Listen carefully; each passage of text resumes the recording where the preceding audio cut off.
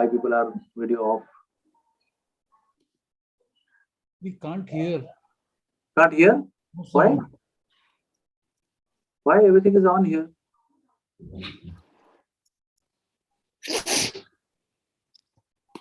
Are you able to hear now? Mukunda? Prabhuji, we can hear you. We are live on YouTube. What?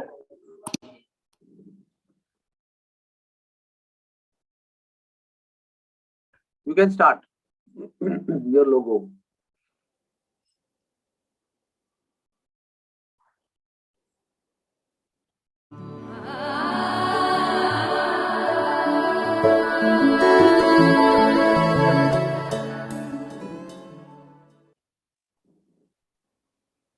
Jai Ho, Hare Krishna. Welcome all of you, everybody. No sound. Can't hear. Everybody else is able to hear, Prabhuji. That's what I'm getting messages. Do something on your end. Gopika? कश communicate करते का? ॐ अज्ञानतिमिरन्धस्य ज्ञानञ्जनशलाकया चक्षुरुन्मिलितं येन तस्मै श्रीगुरुवे नमः। श्रीचैतन्यमनोभीष्टं स्थापितं येन भूतले स्वयं रूपः कदा मह्यं ददाति स्वपदान्तिकम्। श्री कृष्ण चैतन्य प्रभु नित्यानंद श्री अद्वैत गदाधर शिवासदि गौर भक्त वृंद तप्त कांचन गौरांगी राधे वृंदावनेश्वरी वृषभानुसुते देवी प्रणमामि हरिप्रिये। नारायणं नमस्कृत्य नरं चैव नरोत्तमं देवीं सरस्वतीं व्यासं ततो जयमुदीरये। हरे कृष्ण कृष्ण कृष्ण हरे हरे, हरे Ram Ram Ram Hare Hare.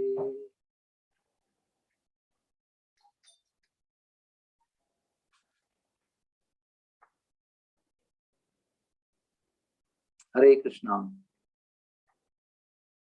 Welcome everybody to this Monday evening session of Srimad Bhagavatam. Right now we are in the heart of Srimad Bhagavatam. 10th canto is the smiling face of Krishna, and chapter 29 to 33, 5 chapters of Rasa Leela, the heart of 10th canto and the Srimad Bhagavatam. So last time we spoke about the varieties of gopis. In essence, there are Nitya Siddha gopis who travel with Krishna from Loka to Loka, and there are some Sadhana Siddha gopis who are like very special gopis, and then there are some simple gopis. So the point is, we discussed about the Sadhana Siddha gopis special categories. 7 of them we discussed last time. I will just enumerate them. Maybe you can hear the lecture, but it is good to brush up. We spoke about Mithila Vasini gopis, Kaushala Vasini gopis.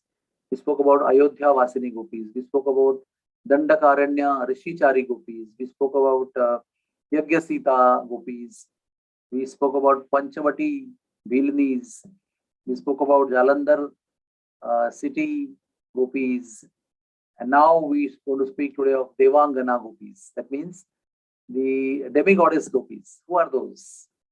Why we are discussing them? Because we wanted to know who are the participants of Rasa Leela. Is it random? Or is there some rule? Is there some qualification? What kind of people enter? What kind of people could not enter? So that's why we are discussing this. So that we can understand the esoteric, supremely fortunate nature of this Leela, and supremely fortunate to be able to participate in the Leela. It was so exclusive in Dwapar Yuga that everybody just could not participate in it. No Gopas, no cows, no Mother Yashoda, and not all gopis also. So that is why we want to know who are these gopis and why are they so special, and how they were allowed to enter, how and who were not allowed, and what all things they did with Krishna. So please, a thumb line is that all the gopis were special, no doubt about it. They were in the highest rasa, Prashringar rasa, Madhuri rasa, but yet all of them did not participate in Rasa Leela. And all of us should also know that Rasa Leela did not take place only once. We all speak about Sharadiya Rasa Leela, Sharad Purnima, Kojagari Purnima. But that was just the beginning of the great event or great events. So just beginning. And thereafter, every single day, on every square inch of Braj Bhumi, Rasa Leela was performed. So in other words, every square inch of the 84 kroshas of Vrindavan Dham is Rasa Mandal. Every single square inch, there is Rasa Leela performed. At the same time, every gopi did not participate. So today we are talking about Devangana. Devangana means demigoddess. And Yajna Purush, we know Yajna and Dakshina. They were husband and wife. And Yajna Purush was born out of Ruchi. Ruchi was Prajapati. So Prajapati Ruchi gave birth to Yajna Purush. And the Yajna Purush was so beautiful and so attractive that all the demigoddesses were attracted to him. And so Deval Rishi, last time also I made one point here, that each category or each group of gopis, they have got some blessings of some Rishi, some great soul, some Maharshi, and sometimes Yamuna Devi also. Each and every gopi group has got the special position by some intervention of some great soul. And whatever formula this particular special soul gave them, by performing that formula, that particular group of gopis could enter the Rasa Leela or could enter with Krishna Leela. So here, Devala Rishi, we read in the Bhagavad Gita, Asita Devala Vyasa. They all are proclaiming that Krishna, your Supreme Lord. That's why I'm also saying your Supreme Lord. I'm not the only one, because I'm your friend, I'm proclaiming. But even Asita Devala Vyasa and so many other names are being mentioned there. So one of them is Deval Rishi. This Deval Rishi met these demigoddesses who were attracted by Yajna Purush and told them, go to Himalayas and perform tapasya. The second thing we note here, that one is the divine intervention of a sadhu, and second thing is a hard work, hard sacrifice of comforts and pleasures for the higher purpose of attaining Krishna. So there was a king of Malav Desh called Divasthiti Nanda. His name was Divasthiti Nanda. He came for Braj Yatra. Everybody, the concept of Yatra is there right from beginning of creation. It is not that it is newly developed. So he came to Braj Yatra with his 1,000 wives. And Nanda Maharaj gave him shelter by offering him 2 yojanas of land. 1 yojana land is 8 square miles. Something like 16 square miles, 32 square kilometers. That kind of area was given to him as a guest residence on the land. So all of them stayed there, 1,000 wives and Devasthiti Nanda. And those demigoddesses appeared as a result of their tapasya under the guidance of Deval Rishi. They appeared as daughters of this Devasthiti Nanda. And after they took birth, of course they were in Braj Bhumi only. Again they performed Magha Masavrat. Now Magh is going on, by the way. Not going on, it will start. It will start on 1st of February. And 5th of February is Magha Panchami, Vasanta Panchami. So Magh month also is a very auspicious month. Magh Mela is very auspicious. At Triveni Sangam, there is 1 month of Magh Mela. Everybody goes and take bath and does some vrat, very intense. And Magh Vrat is very powerful. So they performed Magha Masa Vrat. and they singing the glories of Sri Gopal, the cow-herding boy Krishna. And one day, Sri Gopal appeared in front of them as a result of their Magha Masa Vrat and accepted them as his own gopis. The next category of gopis is Aushadhiya, medicinal herbs. You see, don't think that only human beings are eligible to participate. All the living beings, especially in celestial arena or in Vrindavan Dham, all are highly conscious. Vrindavan Dham is completely chinmay, completely conscious spiritually, divinely conscious. So, what would you think when this medicinal herbs will be attracted? There has to be some doctor, na? Then only the medicinal herbs will appear. What is the connection of herbs with anything else? So the doctor was Lord Dhanvantari. Lord Dhanvantari appeared as one of the 14 Ratnas of Samudra Mantana. And when he appeared, he had a leech in his hand, he had Amrut in his hand, and he was so attractive. So the medicinal herbs, which are also living entities, which have feelings and which have personality, they got very attracted to the Lord, Aushadhiya. And they took birth as girls and did, how much tapasya? You can understand the glory of Rasa Leela. One kalpa, 43 lakhs 20,000 years of tapasya these ladies performed were before medicinal herbs. Lord gave darshan to them and they expressed desire of having conjugal loving relationship with him. So they became creepers and they became trees in Brajbhumi. Now this reminds me, again I want to tell you that in Brajbhumi, every single plant kingdom member, plant kingdom is not just trees, plant kingdom is bushes, creepers, weeds, small trees, huge trees, hugest trees, all kinds of varieties of trees or in plant kingdom are there in Vrindavan Dham. And they are either Radharani herself, they are Kalpavrukshas of Vaikuntha, or they are all the gopis. So these Aushadhi gopis, they became trees, they became vines, they became creepers. And what reminds me is that Narad Muni one time went to Kusum One and sat under one Ashoka tree in the Ashoka forest. And he started his meditation, and lo and behold, in his meditation, he saw all the trees in that Ashoka forest, which were Ashoka trees, were all getting transformed into gopis, decorating themselves in a beautiful shringar, and they were all running to enter the Rasa Leela, including the tree under which Narad Muni was sitting. So when he opened his eyes, there were no trees. All trees had gone. And they were in daytime residing as gopis, as the trees, meditating. Pandavas were meditating in the form of trees at the bank of Radhakunda. So how much to tell? So many trees. They're all divine. And these Aushadhis, they took birth as trees and they entered Rasa Leela as per their convenience at the time of Rasa Leela. Now we are going to 10th category of gopis. I hope all of you are attentive. Prithu Maharaj, the Shaktyavesha avatar of the Lord, he appeared.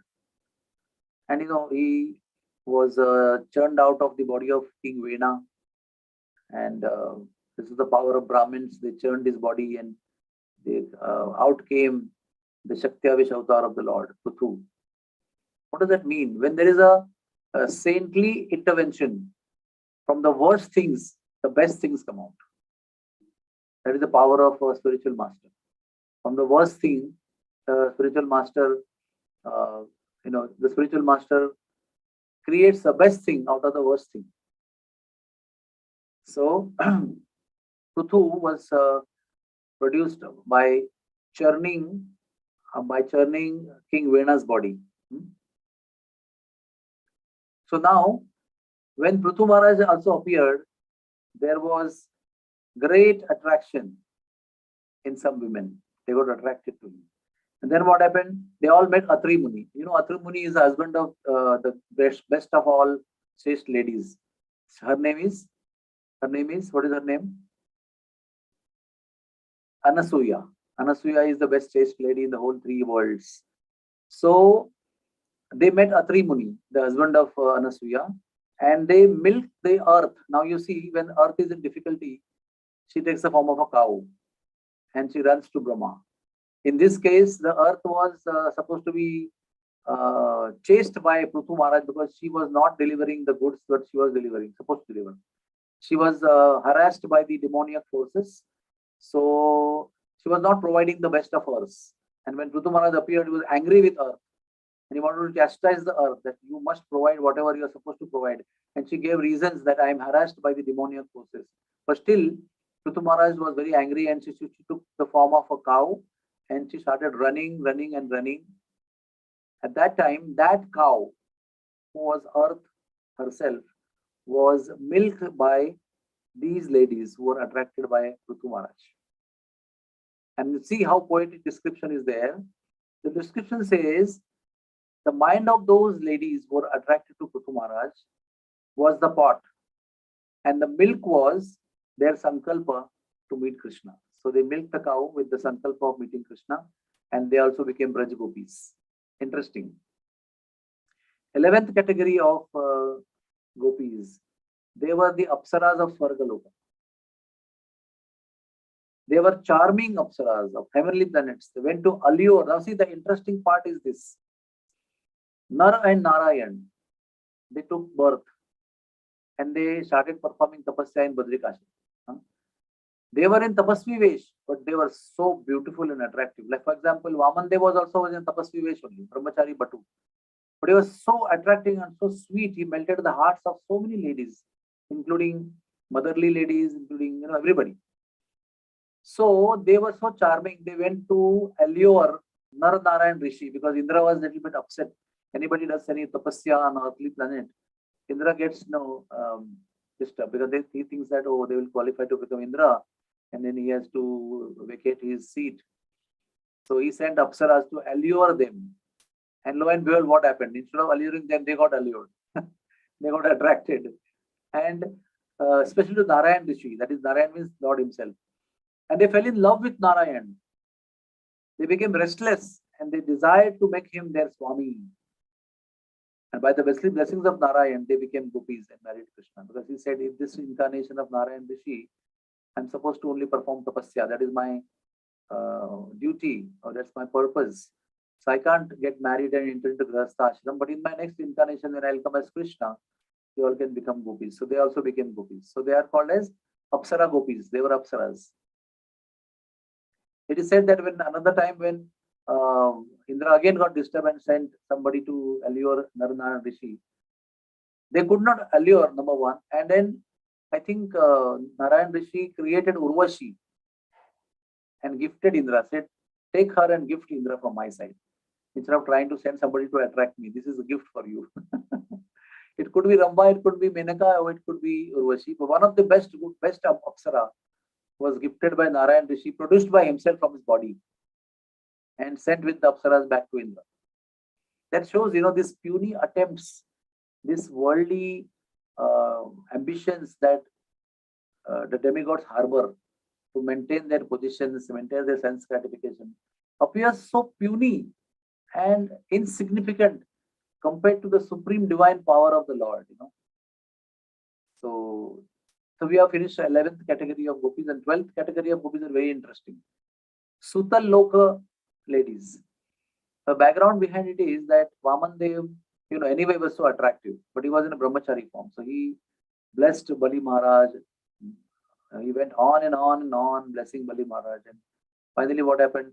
Final blessing was that I will go with you to Sutal Loka. I have gifted you Sutal Loka. I have made the Sutal Loka. It was ordinary before. I have made Sutal Loka much more opulent than Indra Loka. And I will go and guard it as a Dwarapal. I will stay with you. And he went. with Prahlad Maharaj, he went to Sutarloka, and both of them became guards, Dwarapal. Isn't it amazing? The Lord is not just talking that I am Bhakta Vatsala, I am the servant of my servants, I am the servant of my devotees. Huh? He's acting. He has become Sarthi of Arjuna. It's not that he's just talking pravachan, telling you to become Bhakta Das. He's himself first behaving as Bhakta Das. So he said, I'll become your doorkeeper, and he became doorkeeper. Lakshmi was, searching, where is my Lord?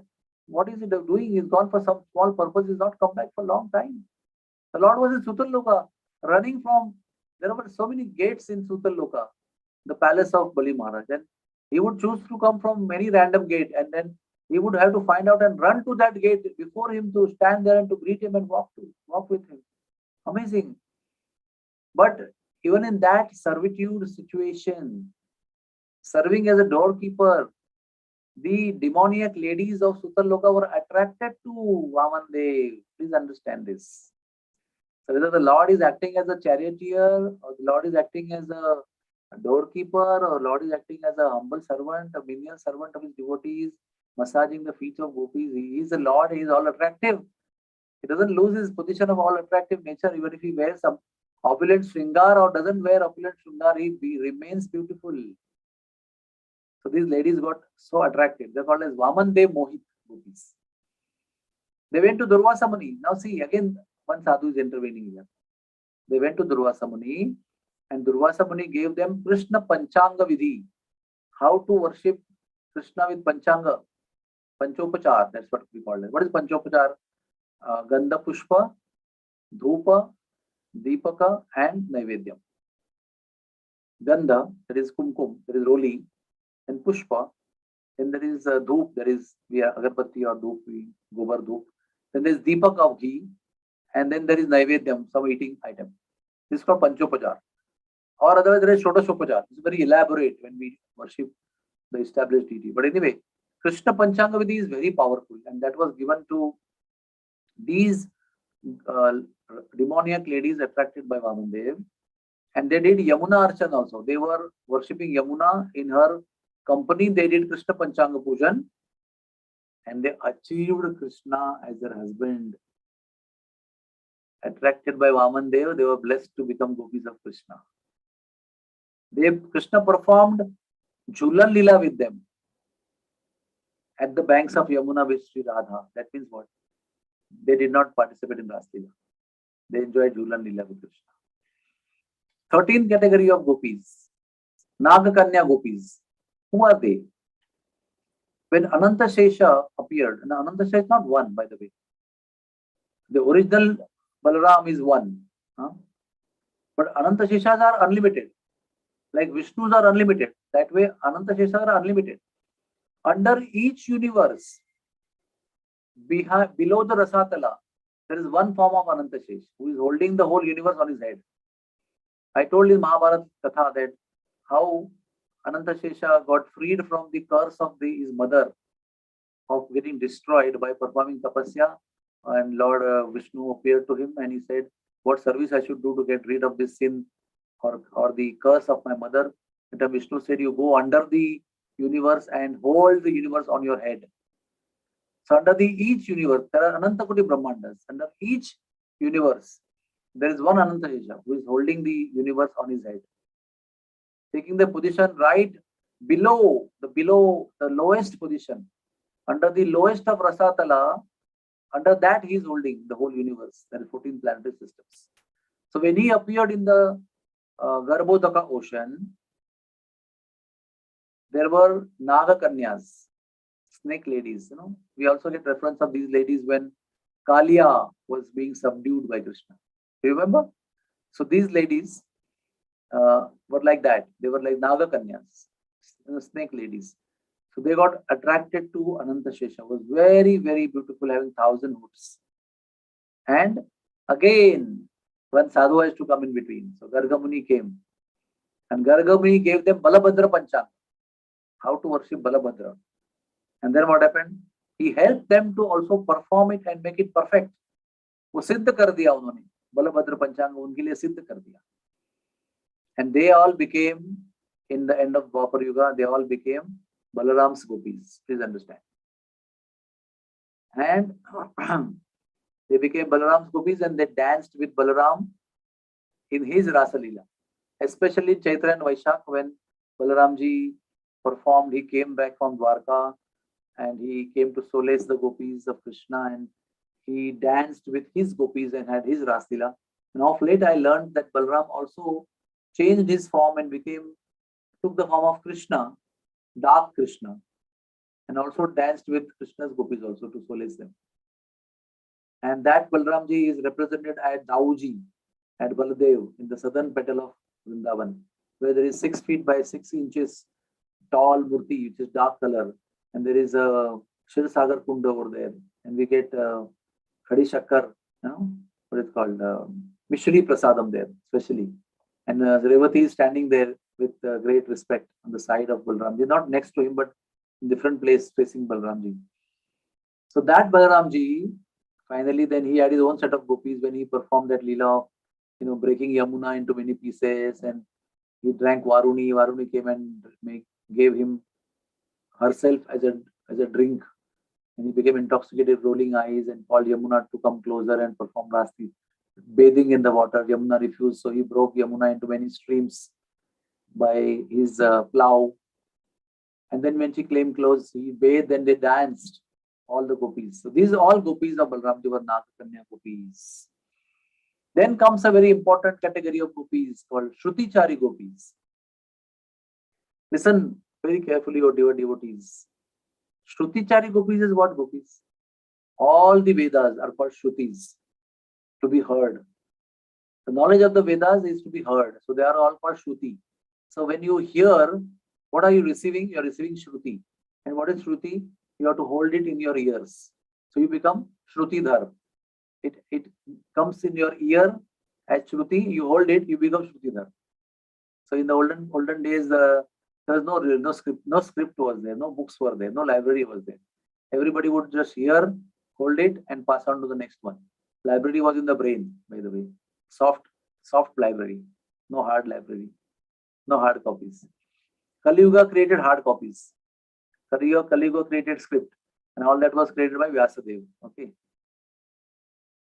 So these Shrutis are also Devis. Please understand. In the spiritual world, or in the what do you want to speak of spiritual world? In the reality, in the real realm, what we are living in the material world or the spiritual world, whatever is the creation, in the full extent of creation, everybody is a person. Tree is a person, wine is a person, animal is a person. Even the grain of dust in Vrindavan is a person. Please understand. And also not person, conscious, Chinmay, divinely conscious, assisting Krishna, pleasing Krishna, participating in Krishna's Leela. So similarly, all these Shrutis or Vedas were all Devis. And they were also feeling little sadness that, oh, in us, Lord is not directly glorified. All perception of the Lord in us is indirect. Vedas don't talk like Srimad Bhagavatam talks. Vedas talk very deeply philosophical, complicated words, and you have to just go on guessing and deriving. You derive understanding, oh, this means Krishna. So Vedas appeared as Devis one time, and they went to Shvetadvipa. That is called as the local Vaikuntha in the material world. In the particular Brahmanda, there is one Vaikuntha is there called Shvetadvipa, where our Kshirodakashayi Vishnu lives. And where does the Shvetadvipa, where is the island? It's on the Kshirodak Sagar. It's on the Milk Ocean. In the Milk Ocean, there is a Shvetadvipa. There is an island where Lord Vishnu is residing. So they went there and they pleaded the Lord, oh my Lord, look at our position. Reading us Vedas, nobody is going to get liberated. Then how do we get liberated? What is our salvation? So out of compassion, the Shvetadvipa Vasi, the Lord who is residing in Shvetadvipa, he showed them Goloka Vrindavan. Are you with me? he showed them Golok Vrindavan. And what did he say in Golok Vrindavan? All the Nitya Siddha gopis serving Krishna, worshipping Krishna, performing pastimes with Krishna with great ecstasy, great feelings, and great love. Okay. So it was like a very natural, purest, divine scene that they saw. And you see, it's mine and your experience also. When we go to temple and we meet sadhus and pure devotees, or when we went to Barsana for Bhumi Puja and we were amongst 250 exalted, spiritually elevated souls there. So we are just watching them. We're just watching them. But it is not just passive. You are watching them also is affecting you divinely. Just watching them, this great souls sitting together and talking is such a spiritually uplifting, enlivening experience. So similarly, just watching Golok Vrindavan as a movie is not going to be a 3 hours theatric show. It's going to churn your heart with divinity. Today you can imagine now you're sitting in front of me and suddenly you see a Golok Vrindavan, teaser. A teaser comes in front of you, suddenly in lecture. And you see Krishna, you see gopis, you see cows, you see Jamuna, you see Govardhan in Golok Vrindavan. So what do you think? You will say, okay, fine, teaser is over, now let's watch a serial in the TV. You don't want to do that. You're going to be divinely affected, influenced. So similarly, when they saw the teaser of Golok Vrindavan, they were absolutely, moved and inspired and motivated. They told Krishna, all Shrutis, now we are influenced or reflected by Kamini Bhav. That means we are now developed conjugal feeling for you, my Lord. We want to serve like these gopis. We are inspired. We just can't just now wait. So Krishna said that, Kshirodakshai Vishnu said that at the end of Saraswata Kalpa, you all Shrutis will become gopis in Braj. So they appeared in Braj, in Vrindavan Dham, in different Gopas' houses. These gopis, they are called as Shruti Chari gopis. Now it doesn't end here. See, please understand, you are in one place, there you perform tapasya, that is separate. Then you get birth in Vrindavan Dham, that's not the end. There also you perform tapasya, and there also you qualify. It's like you do MBBS, and you have to then practice at some hospital. Then you are eligible to practice outside independently. It's not just like you come out of MBBS and just sit outside. Nobody is going to come to you because you are a freshly passed, inexperienced doctor who has not killed anybody through his medicine up till now. So nobody will go to try you also. So they work under somebody. So now these gopis have qualified to take birth in Vrindavan Dham by the mercy of Kshira Utaka Shahi Vishnu. And now they have got another person to train them. Who is that? Durvasa Muni. Who is that? Vrinda Devi. Another place was Yamuna Devi. This is Vrinda Devi. Vrinda Devi is a very special gopi. She is not part of Ashtasakis, but she is extraordinarily dear gopi of Radha and Krishna both.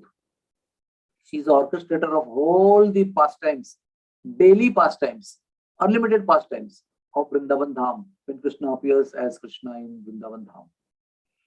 So they worship Vrinda Devi and Vrinda Devi bless them.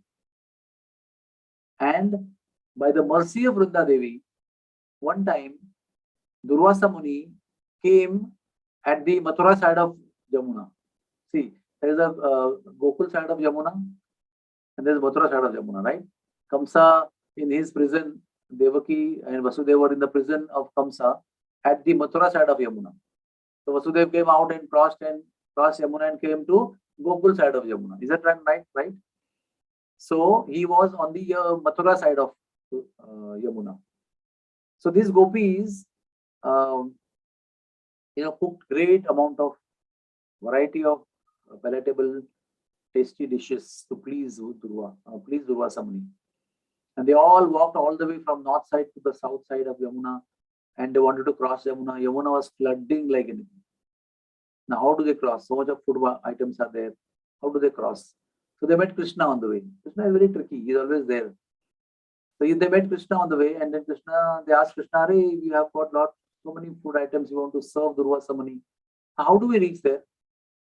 So Krishna said, "Go and tell Yamuna that Brahmachari Krishna is asking for the way. Please give way. The gopis were puzzled. This boy, such a lusty boy, day and night he's with us, performing pastimes with us, always mingling around us, constantly surrounded by us, beautiful girls, young girls. And he's saying, tell Yamuna to give way. Brahmachari Krishna is asking the way. Wow. Now that time they were in hurry. They just couldn't waste time in discussing. They said, let's get out first, do our business and come back. And they really went, and with the half a of faith, they said, Brahmachari Krishna is asking for the way. Yamuna immediately gave the way. There was a dry land and big road, nice road where thousands of gopis could cross over. And they went there. They were so happy. Again, Yamuna united. The path was clear, again covered by water.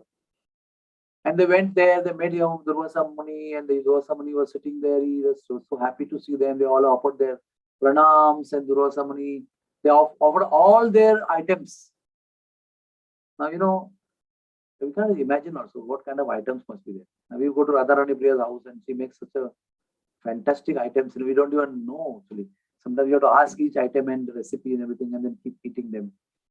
Hence, gopis are cooking. Imagine, there were thousands of items, each one had brought. And maybe so much of area must have been covered with the items only. And Durvasa is a Siddha yogi, a very special yogi who is a participant of Krishna Leela in Brajbhumi.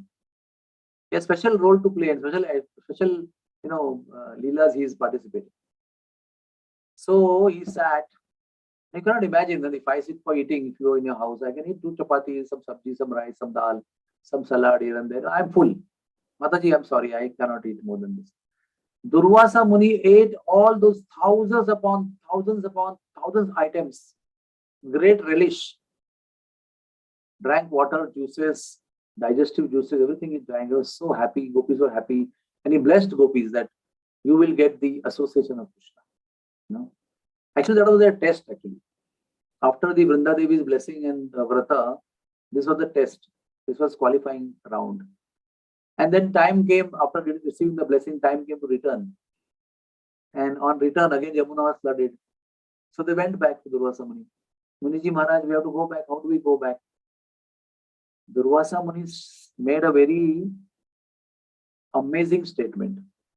Durvasa Muni said, you go and tell Yamuna that Durvasa Muni who lives only on Durva Rasa.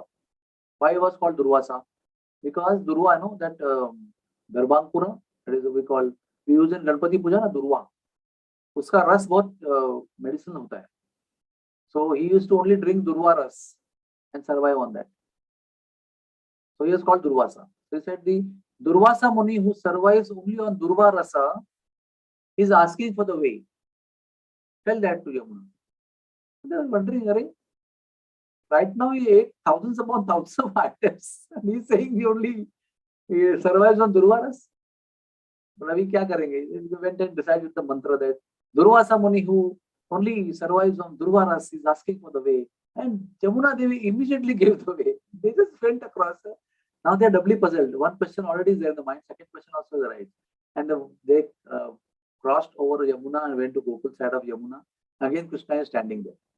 Now they were peaceful because their job is done. So they said, Krishna, we have a question to ask you. You didn't understand that you are such a person all time mingling around ladies. And how do you say that Brahmachari? How does Yamuna also give way? He said, I may be with all of you, but I'm not attached to any one of you. I am just with you for your pleasure. And you may think I'm attached to you. I am not attached to you. So I am in essence inside Brahmachari, but you may enjoy my company and you may think I am with you and all. Oh, acha, okay. What about Durvasa Muni? Durvasa Muni ate everything in front of us only. He said he ate everything in front of you, but he ate every item as Durva Ras only. He did not eat your items like gulab jamun, malpua, pakoda, rice and kheer and everything. That's what you made. But his consciousness while accepting your service was like Durva Ras only. That is why he is Durva Rasa Hari, Durvasa Muni. So they felt so much awe and reverence, So these also ladies, then they relished the company of Krishna's association. We have something like 14 we have covered. Now I mentioned last time that when Lakshmi ji appeared from ocean as one of the 14 Ratnas in Samudra Manthan, Lord Ajita appeared, that time. One appeared was Lord Kurmadev. Something I interestingly learned in Samudra Manthan, Kurmadev appeared to stabilize the Mandara mountain because Mandara mountain was sinking while they were churning the milk ocean. So he came to below the Mandara mountain, and he had the back. His back was 1 square yojana in area.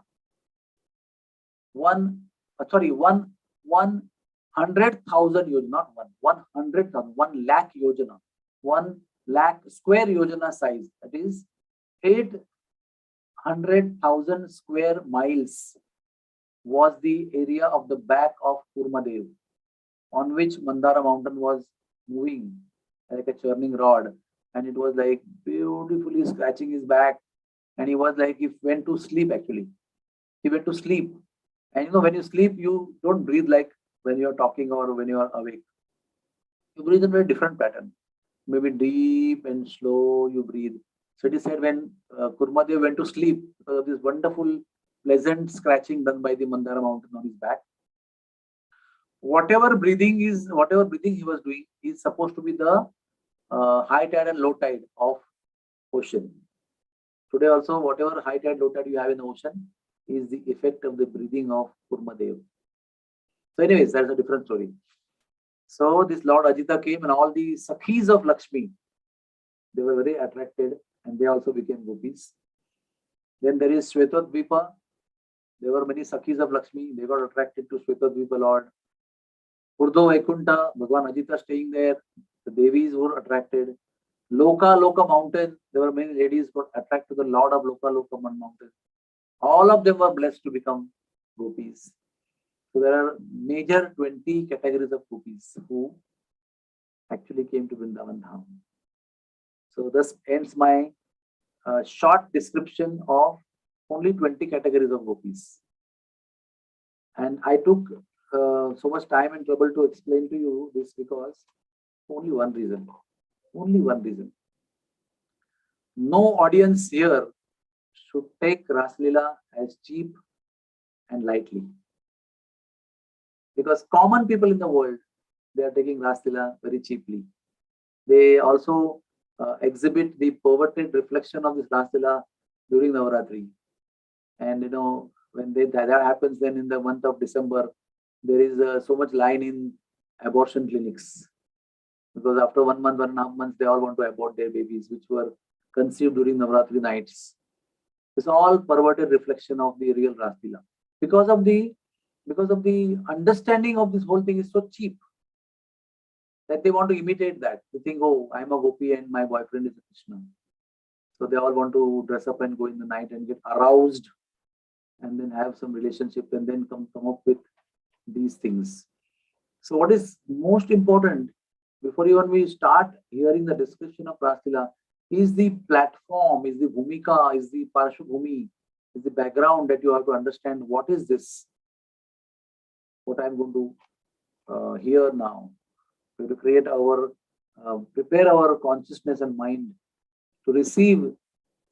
Sometimes it is said, I heard in Vrindavan Dham, this was told by Radhesh Lal Goswami in Radha Vallabh temple, that when tigress, when she gives milk, that milk cannot be held or contained in any ordinary pot. If it has to fall down on the ground out of the mouth of the cub, you require a golden pot to hold. And if somebody drinks that, he will die. It is so powerful, so hot in nature. So only the cub or the baby of the tiger can take it. And there is a lot of medicinal value in that. The human beings use that. But it's very rare and very powerful milk. It's not ordinarily available like milk of cow. So क्या बोलते हैं कि वो शेरनी का दूध है, वो सब लोग नहीं पी सकते उसको. Like that, Rasa Leela is like शेरनी का दूध. It's not for everybody. If we immaturely try to drink that, We will die. There will be our spiritual death, not physical death. We'll be spiritually dead, trying to get something. For one time, I was told in childhood that one person went to one sadhu, Ram Bhakta, and he insisted and insisted and insisted, I want to have Hanuman darshan. You are a Siddha sadhu, you can give me Hanuman darshan. The sadhu said, Baba, you are not qualified. You will not be able to take it. You will not be able to tolerate it. You will not be able to, what do you call, sustain it or contain it. It's not like seeing a movie. But she was so insisting. Finally, the sadhu touched his hand on his head. And this fellow got Hanuman's darshan. As soon as that Tejasvi effulgent darshan, he died. Actually, on the spot he died. He just couldn't bear the page of Hanuman. It's like you can go and see Hanumanji in temple with Sindoor and everything. But if real Hanumanji comes, then you need to be qualified to see Lord Ram, to see Lord Krishna, to see all the gopis and Vrindavan Dham. You need to be qualified with this Charma Chakshu, studded with lusty desires. You cannot have darshan of Krishna and Ram and Hanumanji. Narsingha Bhagavan will die actually. So that is why we are trying to understand. Even hearing about Ras Leela, we need to prepare our consciousness. We need to actually create awe and reverence, the glory. We have to understand. That's why I took all the trouble to explain to you, so that little bit we will touch the pastimes, but we should not misunderstand, misinterpret, and try to do manoranjan, entertainment. That should not be the mood. We have to be always like this, that we are not qualified, but we are still able to hear.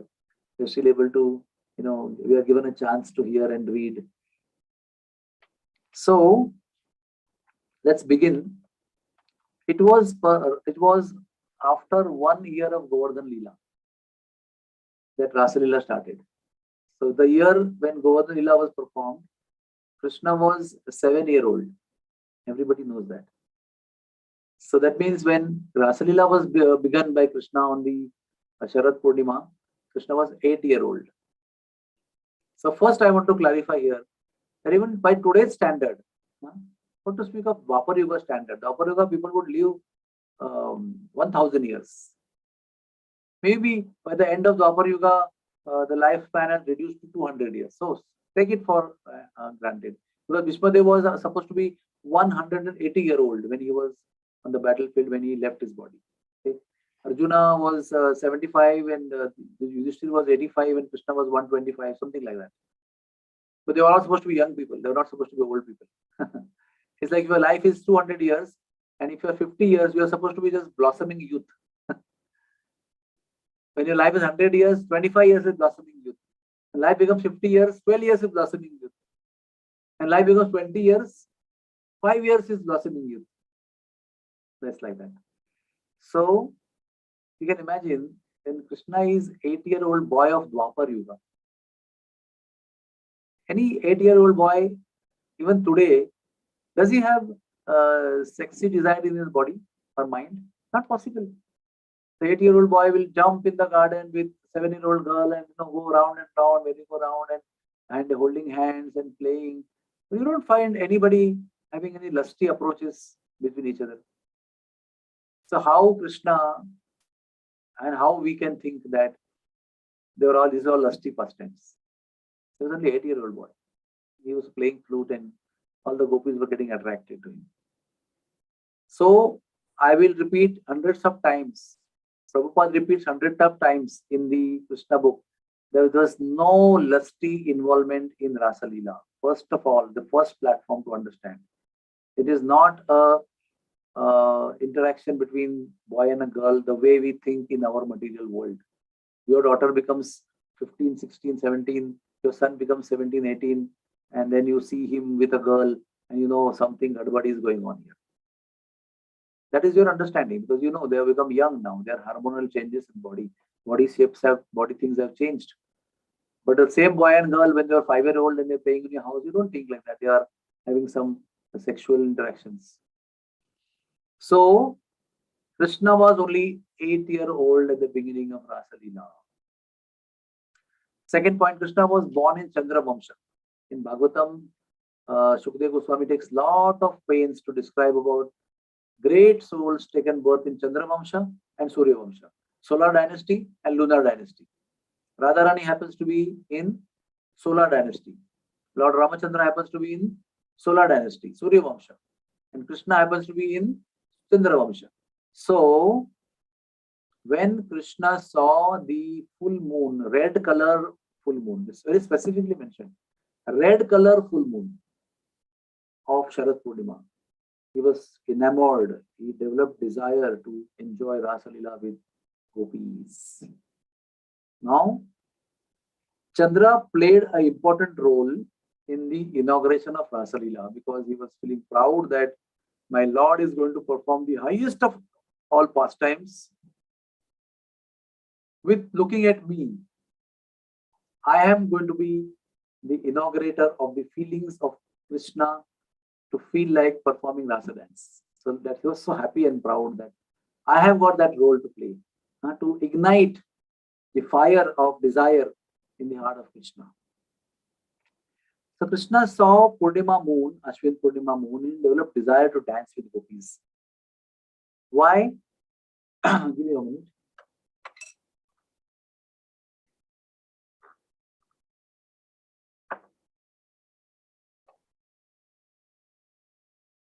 Because all the gopis had performed Katyayani Vrat. We described that in previous chapter of Tirharan Leela, stealing of clothes of gopis, right? So all the gopis had performed Katyayani Vrat, wanting to have Krishna as a husband.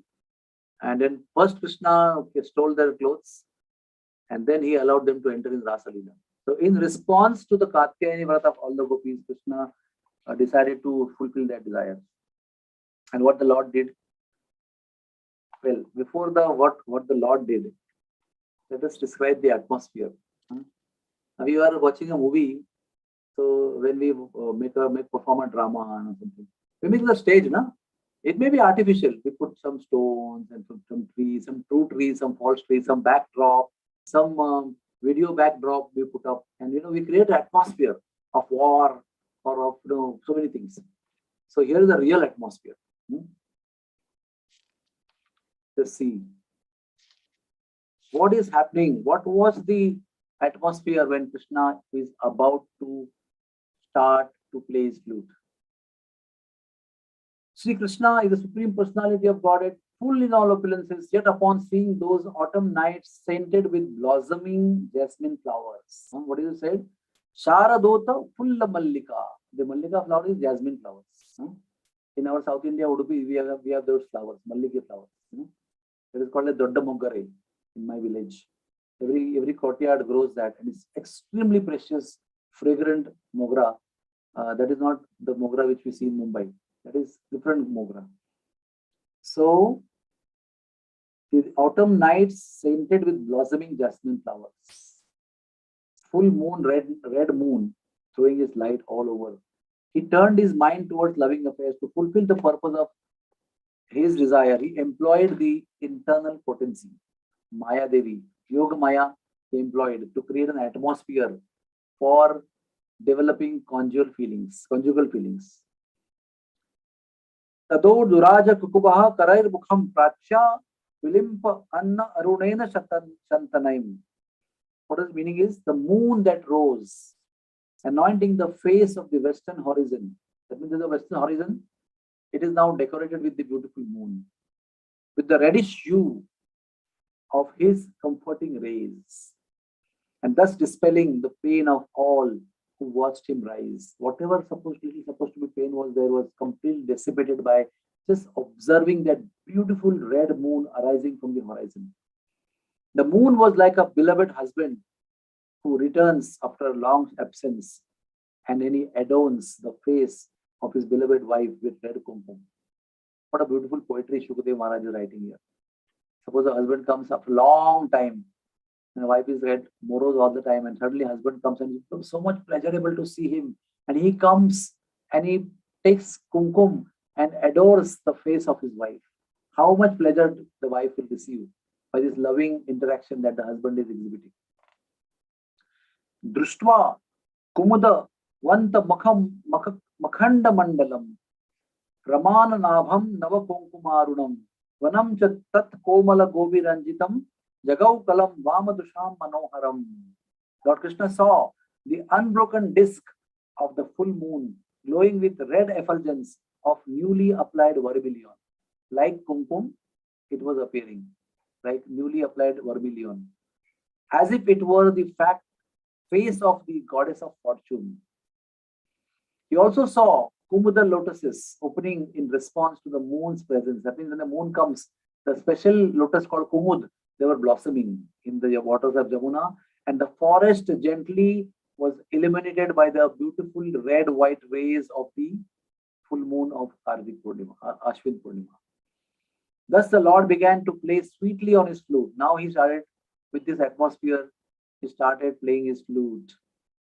Thus he started playing his flute sweetly on his lips, attracting the mind of beautiful gopis. When the young gopis of Vrindavan heard Krishna's flute song that aroused romantic feelings, their minds were captivated by the Lord. They went to where their beloved waited, each unknown to others, moving quickly, so quickly that their earrings were swinging back and forth. Now, let us find out what they were doing and what kind of flute Krishna played. Krishna played the fifth note on his flute, which was only meant for gopis. And we'll take a small diversion here to know what is this flute of Krishna and what kind of notes are being played. There are three kinds of flutes Krishna has. Of course, he has got unlimited type of flutes. There are also marble flutes. There are golden flutes. There are silver flutes. There are stone flutes. There are flutes of sometimes many meters long and many feet wide, So, but three main types are there. One is called Bansuri, which is 18 inches long. One is called Venu, which is 6 inches long. Venu and Bansuri and Basuri and I'm forgetting. One is 6 inches, one is 8 inches, one is 6 inches, one is 12 inches, one is 18 inches. Venu and Basuri and one more thing. I'll come to mind. Now there are 8 notes in each flute. Krishna produces 8 notes. Now see the noteworthy effects of all notes. When Krishna plays first note on his flute, what happens? The meditation of Lord Brahma and Lord Shiva gets broken. They can no more meditate. Shiva stops playing his dabru. Brahma gets stunned and astonished on the lotus flower, and Ananta Shesha starts swaying hypnotically.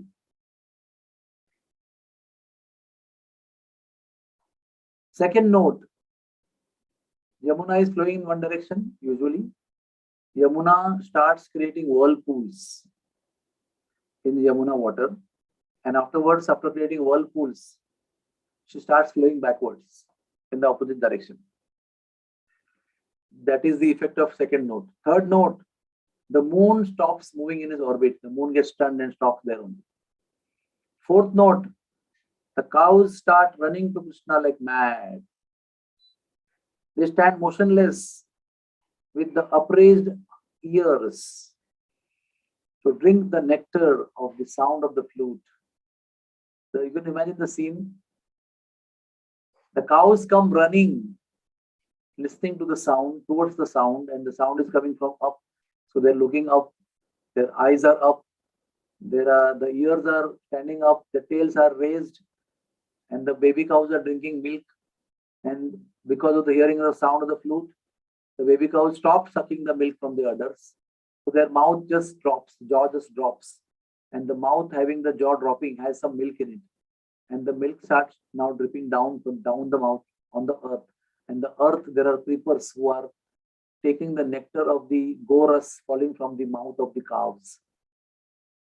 This is the effect of the fourth note. And the fifth note, it brings gopis running eagerly, who are longing for separation, longing for association. They come running to meet Krishna, dropping everything. They completely get mesmerized, mad. I will describe the effect of fifth note in detail a little later.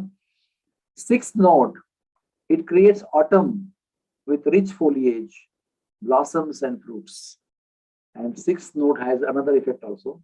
sixth note melts the stones. Wherever it is played, if it is stone there, the stone starts melting. So all the footprints in the mountain are because of what? Because Krishna had played the sixth note over there. That's why there are footprints in the mountains, in Kamyavan, in Varsana, in Vrindavan, in Nidhivan. There are so many footprints are there. Wherever Krishna stood on the stone and played flute. For example, Sanatan Goswami was walking doing Govardhan Parikrama. Baby boy Krishna appeared in the form of a coward boy and tried to stop him, prevent him from doing Parikrama. Didn't stop. He went on the mountain Govardhan. He stood there, played sixth note. The stone under his feet started melting. Krishna stopped playing flute. By then a footprint was created. Krishna lifted that stone, went running behind Sanatan Goswami and gave it to him and said, please stop going around. Just go around this stone 4 times a day. You will get the benefit of doing Govardhan Parikrama. So this is sixth note. Autumn ushers itself and stones melt. Seventh note is very interesting. All the 6 seasons are ushered at one time only. All the 6 seasons, as per the desire of Krishna, they just provide. It's like, at certain point of time, you get the fruits of all seasons at one time only. You get mango also, you get santri also, you get banana also, you get coconut also, you get everything. You get peach also, you get draksh also, all at odd times, all together. That is the beauty of seventh note. Everything best of all 6 seasons appear at that time, and Krishna played 7 notes, seventh notes. Eighth note, the last one, is dedicated only for one person, that is to Radharani. When that note is played, no one in the whole creation hears it except Radharani. Not even gopis hear that. Only for Radha alone, it steals her self-control and forcibly speeds her to meet Krishna.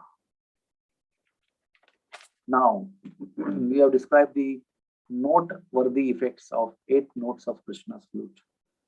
Now, what were the gopis doing when Krishna played the flute? Now, the scene is that all the gopis are in their houses. It's a night time. Already it is dark. Already moon has come up. It's dark. And Krishna is in the middle of Vrindavan at the bank of Yamuna at Bansivat. And gopis are in their homes, And it is all jungle, all forest in between, filled with wild animals. And the gopis were at home. It's evening time. So some of them are milking cows. Let's see, there are very beautiful shlokas here.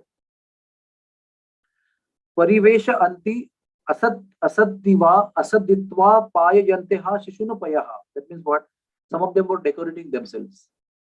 Some of them were shishunpayaha. That means they were giving milk to their babies on breast. Shushruta anteha patin. Some of them were serving their husbands.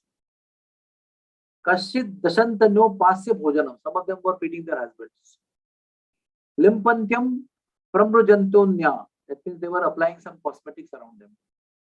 Ajantya kashcha lochani. Some of them were applying mascara on their eyes. Vyatyastra vastra bharana. Some of them were clothing themselves. So, as I mentioned, some of them taking bath. Some of them were applying cosmetics. But whenever the moment they heard the flute of Krishna, all of you ladies are very expert. They are standing on a mirror and they're very specific. This is for the eye. This is for the lips. This is for the cheeks. This is for the body. This is for the hair. And you are very organized and very conscious and very concentrated. But the moment the 5th note they heard, they got mad. They completely lost their composure, intelligence, understanding everything. And they started putting a mascara on their cheeks and lipstick on the eyes. And they were wearing their ghagras on the upper part of the body and upper cloth on the lower part of the body. And they were doing everything kind of very weird things. And they did all that. They were wearing clothes upside down, putting cosmetics on vague places, and looking very funny actually, the way they were putting their makeup. And some of them were serving their husbands, some of them were boiling milk and churning yogurt, some of them were in Goshala. I remember one story which exactly describes the craziness that came in the gopis. So one gopi was, it's evening time to serve the cows food, something, and time to serve the father-in-law, mother-in-law, and household people.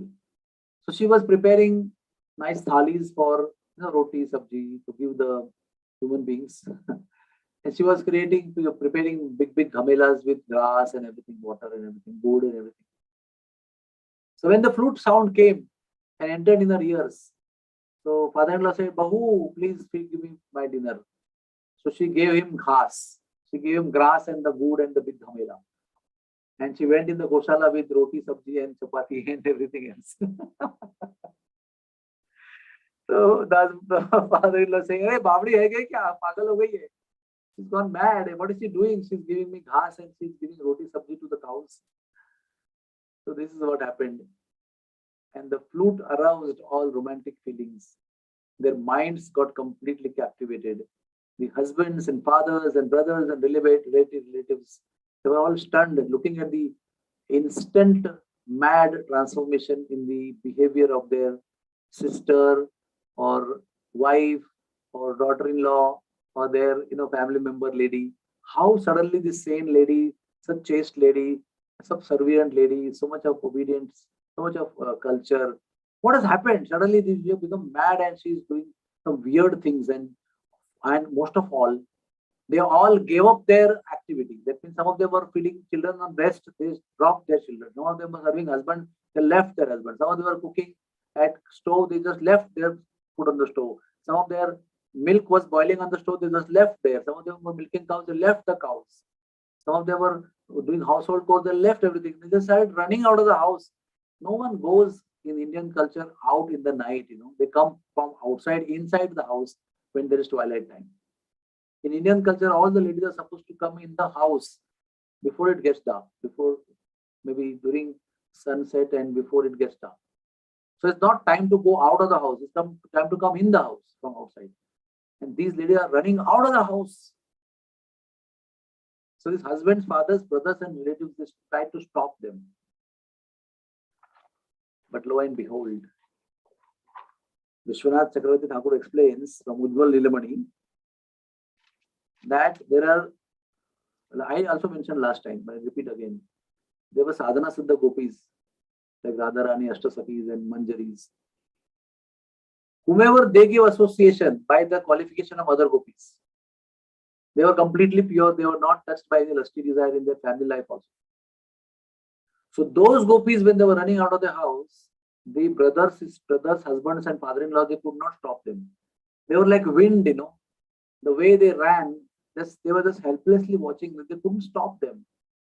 It's like, can you stop a train running with 100 kilometers per hour? Nobody can stop it. Such kind of force was there. And other gopis who did not get the association, this is as per Kavi Karnapur, by the way.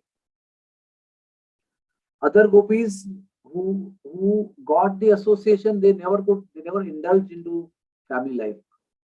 But those who indulged in family life, they got children, they had husband, they were also enamored by Krishna's flute. They also wanted to go, but they were able to be stopped by their husbands, fathers, and brothers. And they were put into prison. I mean, the house, they were locked inside the house. And their hearts yearned because the flute was being continuously played by Krishna from the banks of Yamuna in Vrindavan, in the middle of the forest, in the darkness. So they were like completely maddened and they were locked. So their hearts were like burning with desire to meet Krishna in the fire of separation. And most of them died. They left their bodies and their souls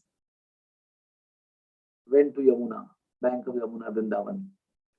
And half of them, it is explained that Krishna came from Yamuna in the form, entered their hearts and embraced them in their hearts and gave them his association in subtle form.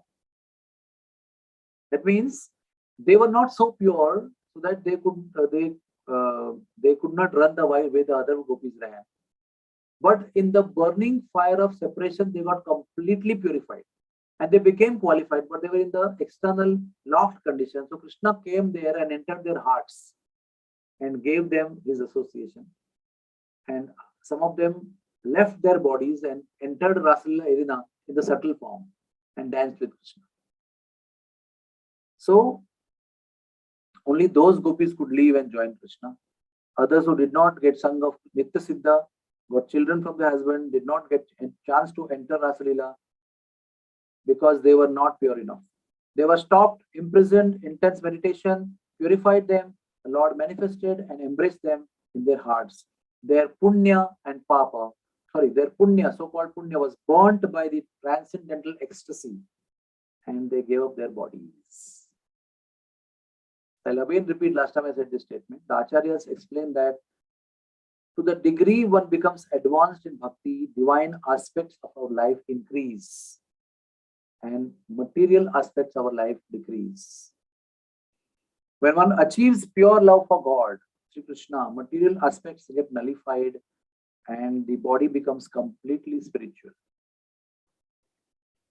Now, there is one Sanskrit sloka which says, Kama Turanam na bhayam na lajja. Now, this kama is not like our kama. Kama means, in one sense, kama has got many meanings. Kam means work. The काम कर रही हूँ घर पे. That is also काम. And another काम is lusty desires. Another काम is broad understanding is material desires. Not only man, woman, but anything. You want money, you want fame, you want beauty, you want progress, you want increment. All these so-called, all kinds of desires are also called kama. But specifically, when we call kama vasana, that means attraction between man and woman. Okay. So, their attraction for Krishna was not bodily sexual desire. It was spiritual urge to unite with Krishna in service, to please him. I repeat again, it was a spiritual urge to unite with Krishna, to please him. Generally, we approach this subject matter to please ourselves. See, a wife approaches husband or husband approaches wife. They want to gratify themselves. They may decorate themselves, but ultimately the idea is to please themselves. And if that activity doesn't please themselves, then they leave. Love at first sight and divorce at first bite. Because the center of the whole union or the interaction is self. That's why it's called Kama Vasana. But that was not so in case of gopis. When they were running from their houses like mad ladies, giving up all the maryadas, all the cultural regulations, they were not running for their pleasure. They were running to actually please Krishna.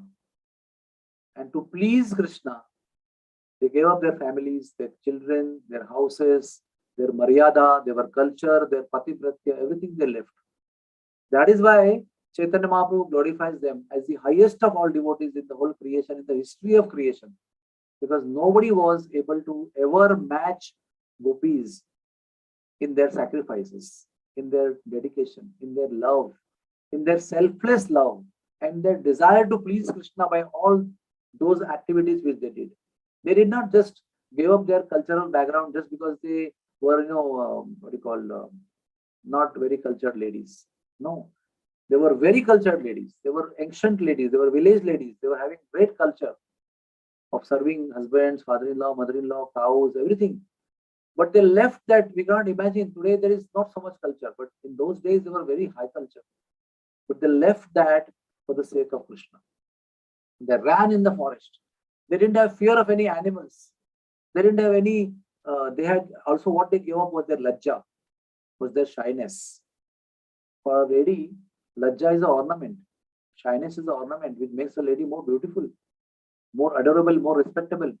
When the lady gives up all shyness, becomes shameless, then she is not respectable.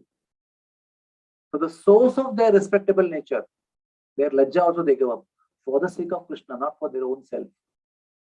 Here any ladies may give up their lajja for their own gratification.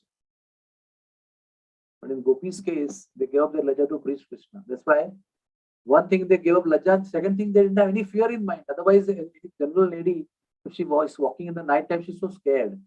What to speak of walking in the forest filled with wild animals, only lit by moonlight. You can imagine how thick forest. Today we go to Vrindavan, there are hundreds of ashrams and hundreds of shops and Loi Bazaar, and Bansivati is filled, surrounded by so many ashrams. Where Bansivati is, what's in the middle of the deep dark forest. And they have to traverse all the many kilometers of few dark forest.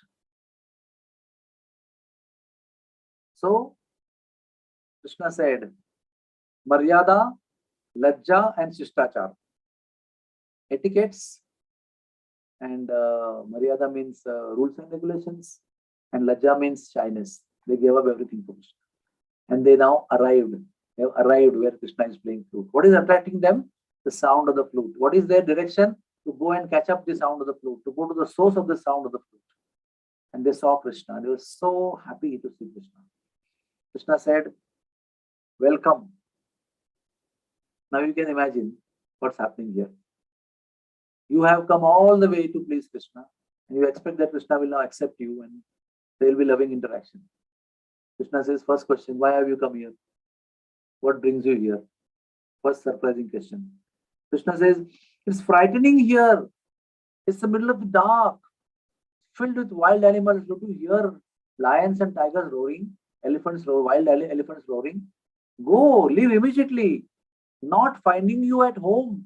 Your mothers, your fathers, your husbands, your mother-in-laws, your father-in-laws, your brothers, they must be searching for you like mad, anxious and angry. Gopis, you can imagine what the Gopis must have felt. You have left all the things far behind and you attained your goal expecting the interaction of love.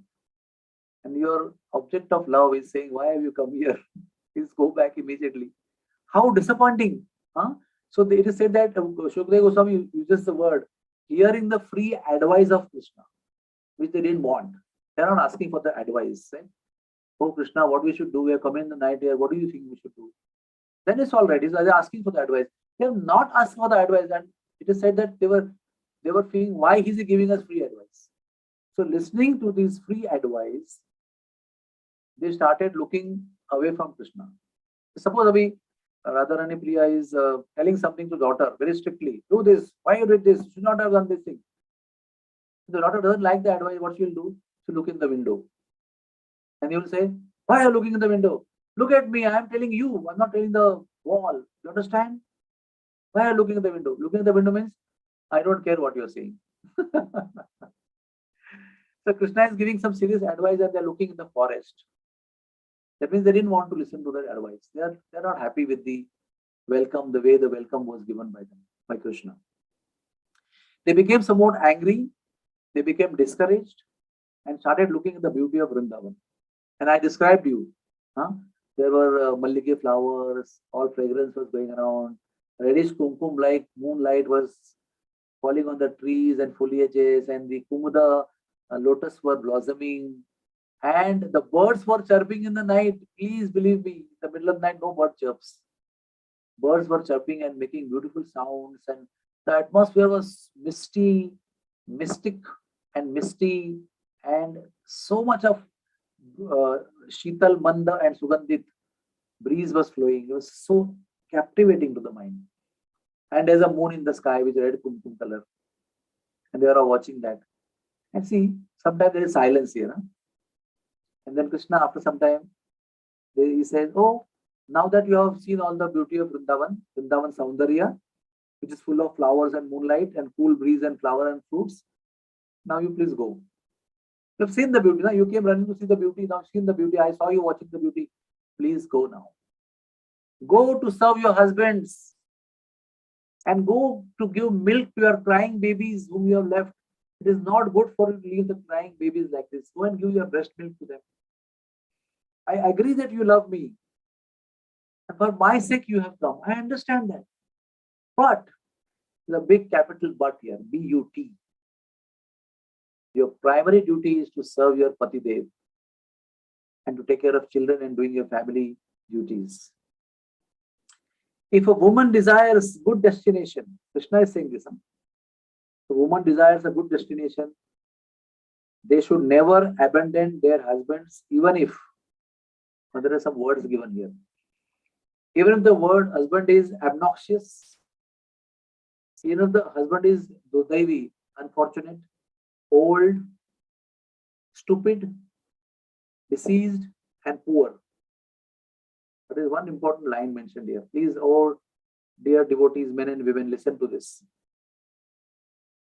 If that husband has not fallen and deviated from his religious duties, if the husband has not fallen away or drifted away from his religious duty, that means he is well situated in dharma. In that case, even if he is obnoxious, stupid, unfortunate, old, deceased, and poor, a woman should never abandon him if she wants to achieve a higher destination in her life.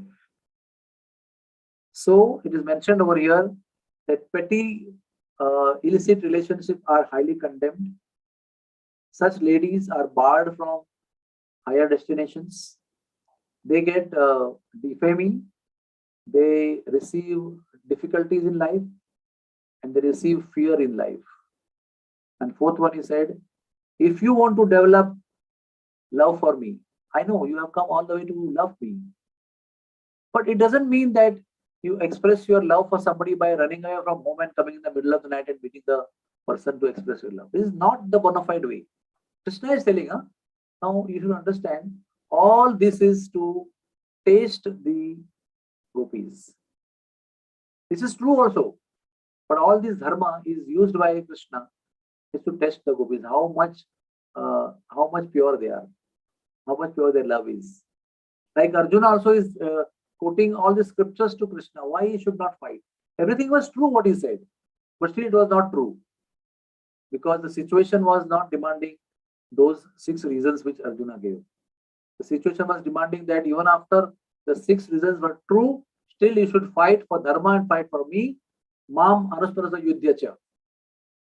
So some things are true at some context, and the same things are not true in another context. Please understand. A sannyasi should not touch a woman ever in life. That is the truth when nothing is going on. But when a woman is alone, drowning in the river, and sannyasi is alone, he is supposed to jump and bring the lady out of the river and then leave her in somebody's hands and go away. So the truths are also to the context. When the context changes, the truth is applicable or not applicable.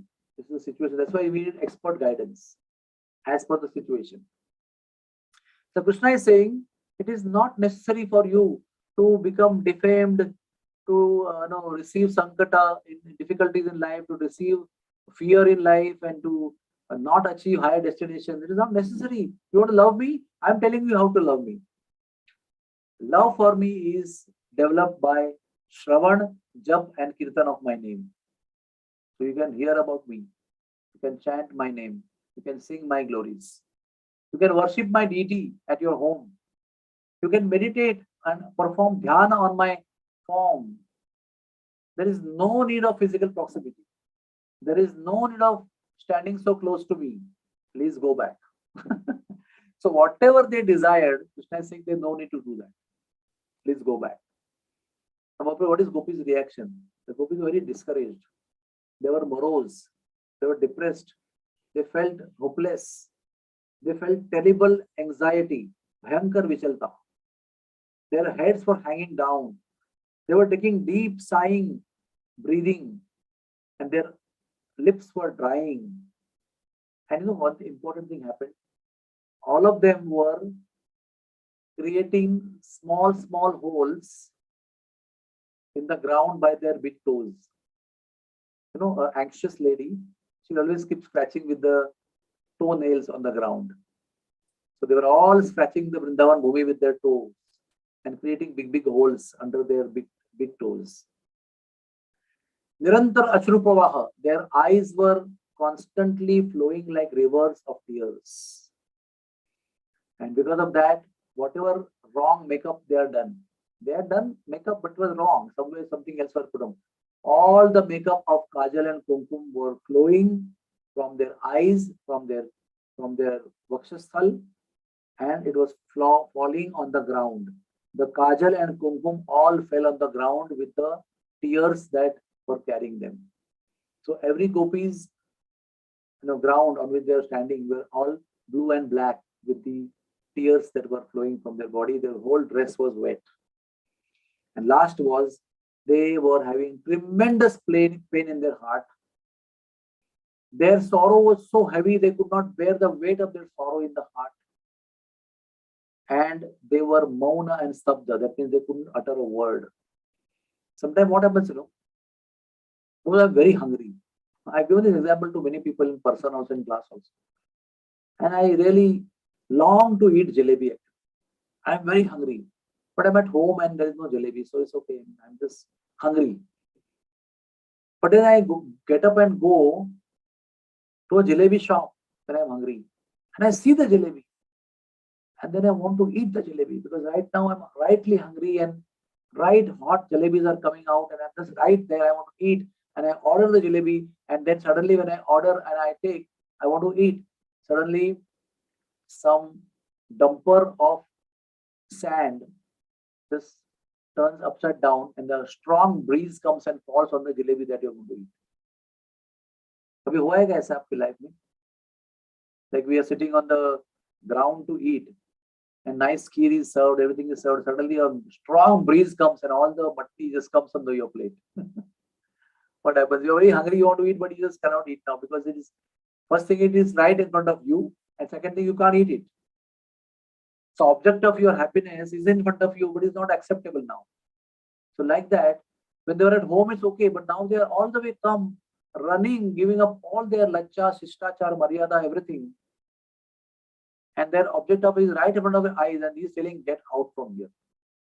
So they could not bear the pain of the thought that we have to go now from here.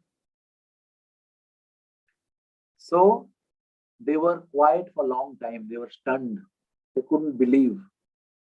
And then I will just tell you exactly what did they say in few words, but I have to explain to you next time exactly what they replied. Their voice was faltering. They could not speak properly. They said, please, O Krishna, don't reject us. Don't speak such cruel, harsh words to us. One important line I will tell you. Whatever duties you mentioned to us, whatever relationships you mentioned to us, whatever children, family members and cows and whatever all you mentioned to us, oh Krishna, all those relationships we have dropped long time back. And they said, they compared those things, those duties like to clothes. Like, no, I have got this jacket, I've got the kurta, then I've got something else inside, I've got so many things on me. And when I go home, first I'll remove jacket, then I'll remove the kurta, then I'll remove inner thing, then I'll wear night dress. So I'll remove the dress in the layers. First one, outer one, then the inner one, like that. So like that, they said all these variety of layers of clothes of our duties, we have removed and thrown long back. We don't even know where they are. And you are telling us to wear those clothes again. We don't even know where we dropped them. We have dropped them long back. So we are not able to, जो कर्तव्य आपने बताए, वे सब हमने बहुत दूर छोड़ दिए. All those duties we have left long behind. Duty towards you is higher than the duties towards any family members, any children, any husband. Because you are our real husband. Don't call us as Vabichari. Don't call us as performing illicit relationships. You have stolen our hearts. You played the flute and stole our hearts.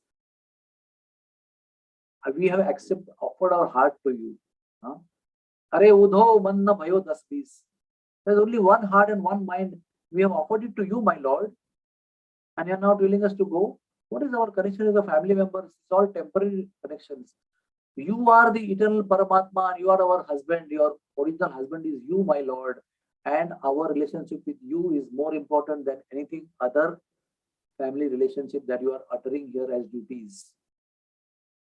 You have ignited the fire of love in our hearts by playing your flute. Due to that, you stole our mind and hearts that was absorbed in household duties. Why did you play the flute? We are already absorbed in household duties. You played the flute and attracted us.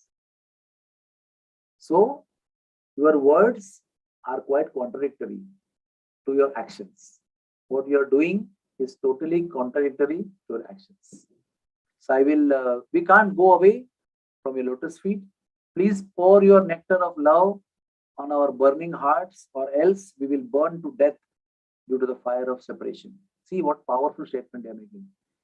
if you don't pour the nectar of your love on our burning hearts, we will burn to death with the fire of separation. Please accept us. We have abandoned all our attachments to be with you, to serve you, to associate with you. Which woman will not deviate from dharma after hearing your flute? Your flute is deviating us from our dharma. Your flute is the cause of our erratic behavior. You have taken birth to relieve the distress and the fear of Brajvasis. Place your hand on our heads. Do not fear that your hand will be burnt. You will feel pleasure like the lotus bees, like the lotus bears the harsh sunlight. See what a poetical statement. Because we are burning with separation, don't think if you touch us, your hand will burn. So you will feel something like touching the lotus flower. And with all, I could have elaborated everything in detail, but in essence, with the heartfelt expression of their love, they passed the test of Krishna. And Krishna decided to start his Rasalila pastime, which we will describe in the next lecture. Hare Krishna. What is important in this is gopis underwent a very hard test, which was connecting their heart, concerning their heart. It was a very difficult test. They have so much love, but still, even after we love, the test will be there. It is not going to be so cheap. The gopis were ready to undergo all the tests. That's why Krishna, in the form of Chaitanya Mahaprabhu, worshipped these gopis. That this kind of sacrifice nobody did. And in Krishna's incarnation as Krishna, Krishna has said, I cannot repay you, oh my dear gopis. I cannot repay you. What you have done for me, I cannot repay or reward you in any way. Although I am the Supreme Personality of Godhead, owner of the whole creation, everything belongs to me. I can pour everything on you, but whatever I pour on you is not going to be enough rewarding you. So please be happy in the love that you have for me. Naparayahum, Hare Krishna. Hare Krishna, Hare Krishna, Krishna Krishna, Hare Hare. Hare Rama, Rama Rama, Hare Hare. Thank you so much, Prabhuji. Nice. Amazing session. I have written down one or two questions, but Please. I feel the atmosphere get No. You ask us, no problem. We are ready. contaminated by these questions. What you have created right now. So, Prabhuji, one thing which just came to my mind, it's a very, maybe it's not, that why some could enter, although they all did tapasya and some couldn't enter the It's like this, in my hospital, can everybody enter operation theatre? Also the doctors. Some are dermatologists, some are pediatricians, some are physicians, and some are general surgeons, and some are orthopedic surgeons, some are neurosurgeons. All are doctors. But can all doctors go into operation theatre? No. Can all doctors enter cath lab? No. Only cardiologists can go in cath lab. And some doctors are sitting only in OPD. And some are dentists, only deal with teeth. So even among doctors, there is categorization, there is qualifications, there is a hierarchy, there is ascending order, and there are highest people, there are middle people, there are general surgeons, there are everybody else is there. All are doctors only, right? So what we have to understand is there are so many categories of gopis, and they were not all allowed to enter Rasalila. How special Rasalila must be. What kind of expression Lord must be offering to all the gopis, which makes Rasalila so special. Till today we were thinking that only gopis entered, but not that all gopis entered. Once you go deeper and deeper to understand how specific and how special this whole pastime is. Any other question you have? Thank you, Prabhuji. Another thing which I wanted to ask, this has been that Yamuna Devi was a consort of Balramji and of Krishna. Then that No. means... She was not consort of Balramji. Never. So, but then you just mentioned about that pastime of Balramji. Yeah, Balramji, asking. it is mentioned that Balramji took form of Krishna. But Yamuna Devi is a very special gopi. She serves there as river, and she serves as Kalindi in Dwarka also. And she creates an atmosphere in Vrindavan for the performance of Rasalila. But I don't remember that Yamuna Devi entered Raslila to dance with Krishna. She married Krishna and went to Dwarka as his wife. And she remained as Yamuna in Vrindavan to create an atmosphere and charm the gopis and made them enjoy with Krishna.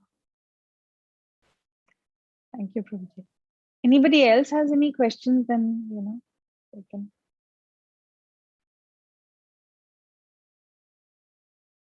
Okay. If there is no question, goodbye to everybody. And I propose that I'm traveling to outstation on next Monday evening. So I propose to give this class on Sunday evening. Is that okay for everybody? Brother Anipriya is okay? Yes, Prabhuji. Yes, Prabhuji. So same time at 6:30. Okay, let me unmute people who want to ask Yeah. them. Actually, let me unmute them. Okay, Madhulila, you can ask. Hare Krishna, Prabhuji, it's not a question, but it's just a realization that it is so difficult when all these gopis had to go through so many tapasyas. And what are we doing? We are doing nothing, and you still feel, oh, you are doing 16 rounds, you are listening, you are like, you feel satisfied, okay, with your spiritual life. But after hearing today's, I feel, oh my God, it's nothing. It is taking admission in kindergarten. What we are feeling so proud about is getting admitted in kindergarten. And how much Krishna will test us? Kitna humko pariksha lega hamara? Every time we, suppose we give MBBS examination, right? You are a doctor, you give MBBS. So you became MBBS now, you became practicing doctor, right? So when you give a tough exam, you also get tough, very great reward also, no? Then you give entrance and get admission, and you get admission in MD, and then you do MD and you get a degree of MD, a specialized doctor. Now you're no more an ordinary doctor. So every time you go a higher test, you get a higher fruit. So it's not just torture and difficult test and sacrifices and pains and this and that. No, when you do that, you get a beautiful, sweet reward.